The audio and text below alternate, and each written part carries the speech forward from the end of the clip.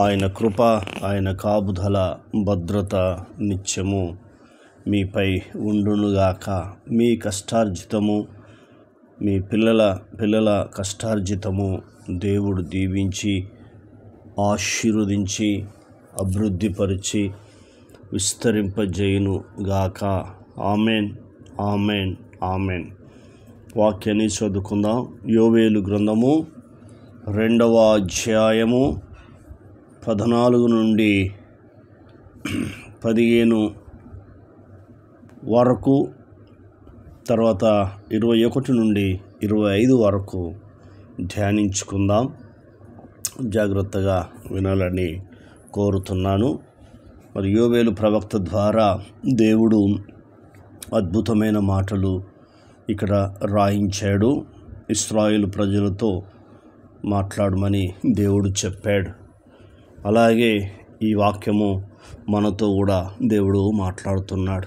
ఒక ఇశ్రాయేలు ప్రజలకే కాకుండా దేవుడు మనతో కూడా ప్రపంచంలో ఉన్న ఆయన నమ్ముకున్న వారు, ఆయనను పూజిస్తూ ఆయనను ఆరాధిస్తున్న వారికి ఈ వాక్యం ద్వారా దేవుడు కొన్ని హెచ్చరికలు చేస్తున్నాడు. ఉపవాస ప్రార్థన ఎందుకు చేయాలి, ఎలా చేయాలి, ఎప్పుడు చేయాలి అని ఒక ఆలోచన వీరితో మాట్లాడుతూ ఉన్నాడు. మరి అవి నేర్చుకుందాం. ఇప్పుడైనను మీరు ఉపవాసం ఉండి, మొట్టమొదట ఏం మాట్లాడుతున్నాడు? ఇప్పుడైనను మీరు ఉపవాసం ఉండి. మనం చూస్తున్నప్పుడు పాత నిబంధనలో వారికి శ్రమలు, బాధలు, కష్టాలు వచ్చినప్పుడు, లేదా ఒక మరణ శాసనము, ఒక రాజు మరణ శాసనం రాసి ఇక రేపో ఎల్లుండో వీరందరూ చనిపోతారు అని ఒక చట్టం తీసుకొచ్చినప్పుడు వారు ఎక్కువగా ఉపవాసం ఉండి ప్రార్థించేవారు. ఎక్కడైనా చూడండి, ఉపవాసం చాలామంది ఉండి ప్రార్థించినట్టుగా మనకు పరిశుద్ధమైన గ్రంథంలో మనకు కనబడుతూ ఉంది. అనేకమైన భక్తురాలను రాశారు. కానీ కొత్త నిబంధనలో మనం చూస్తే యేసు క్రీస్తు ద్వారా మనం చూస్తున్నప్పుడు విశ్వాసంతో కూడిన ప్రార్థన. మీరు ఉపవాసం ఉన్నప్పుడు ఎట్లుండాలని కొన్ని కండిషన్స్ యేసుప్రభువు వారు చెప్పాడు. కాబట్టి కొత్త నిబంధనలో మనం చూస్తున్నప్పుడు విశ్వాసముతో, నమ్మకంతో యేసు క్రీస్తు కృప యొద్దకు రమ్మని పరిశుద్ధమైన గ్రంథం చెప్తా ఉంది. ఇప్పుడైనా మీరు ఉపవాసం ఉండి కన్నీరు విడుచుచు, చూసారా, కన్నీరు విడుచుచు, దుఃఖించుచు, మనపూర్వకముగా తిరిగి నా యొద్దకు రండి. ఇదే యెహోవా వాక్కు అని చెప్తున్నాడు. ఎంత అద్భుతమైన మాటలు చూడు. తర్వాత 13వ వచనం, మీ దేవుడని యెహోవా కరుణ వాత్సల్యములు గలవాడును, శాంతిమూర్తియు, అత్యంత కృపగల వాడునయుండి, తాను చేయనుద్దేశించిన కీడును చేయక పశ్చాత్తాపడును గనుక మీ వస్త్రములను కాక మీ హృదయములను చింపుకొని ఆయన తట్టు తిరుగుడి. ఎంత అద్భుతమైన మాటలు చూడు. దేవుడు మాట్లాడుతున్న మాటలు మనకు అర్థం కావాలి. ఇక్కడ మనం చూస్తున్నప్పుడు 12వ వచనం అన్నాడు, దుఃఖించుచు మనపూర్వకముగా తిరిగి నా యొద్దకు రండి అని మొదటి హెచ్చరికలు చెప్తున్నాడు.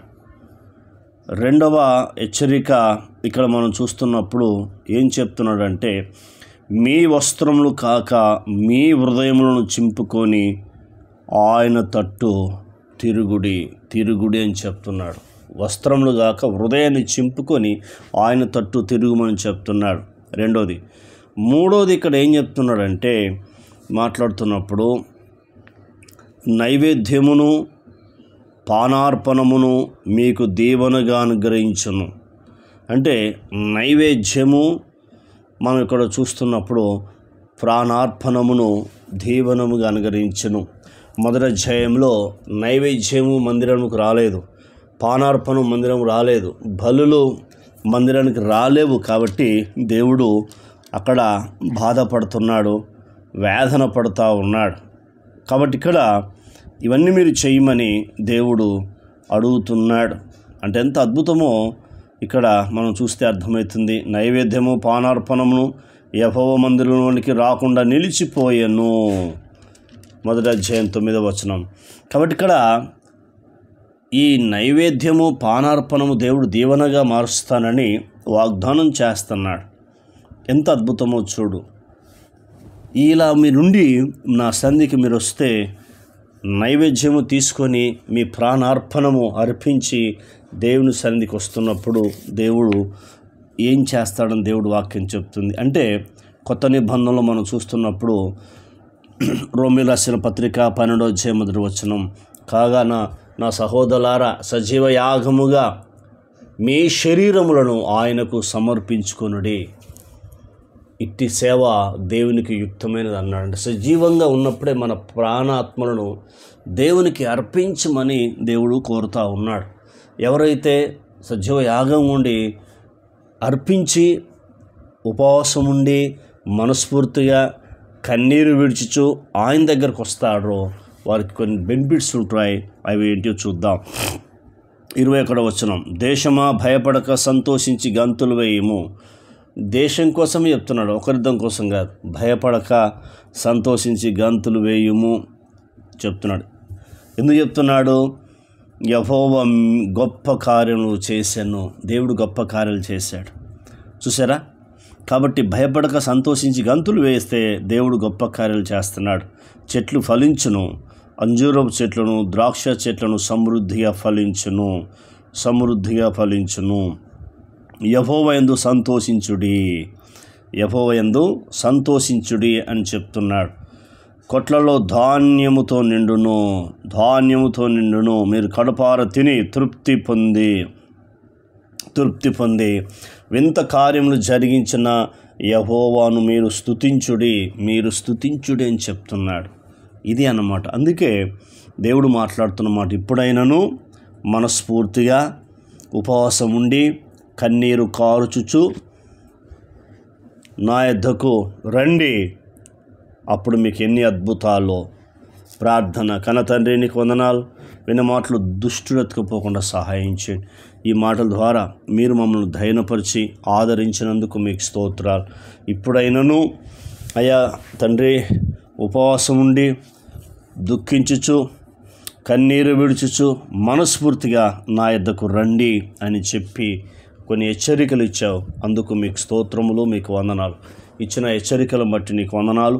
మీరు చేసిన అద్భుతాన్ని బట్టి మీకు వందనాలు. ఇశ్రాయేలు ప్రజలను అయ్యా తండ్రి దీవించావు, ఆశీర్వదించావు, పశువులను దీవించావు.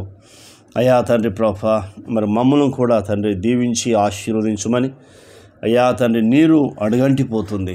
కరువు 2 తెలుగు రాష్ట్రాల్లో కరువు, భయంకరమైన కరువు. కొన్ని ప్రాంతాల్లో పశువులు కూడా నీళ్ళు లేకుండా పోతుంది. మనుషులు త్రాగునీటి కరువైపోతుంది.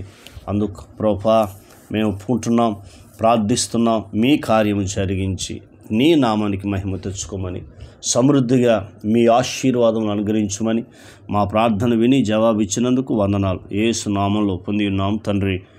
ఆమెన్. దేవుడు మనందరిని దీవించి ఆశీర్వదించునుగాక. ఆమెన్.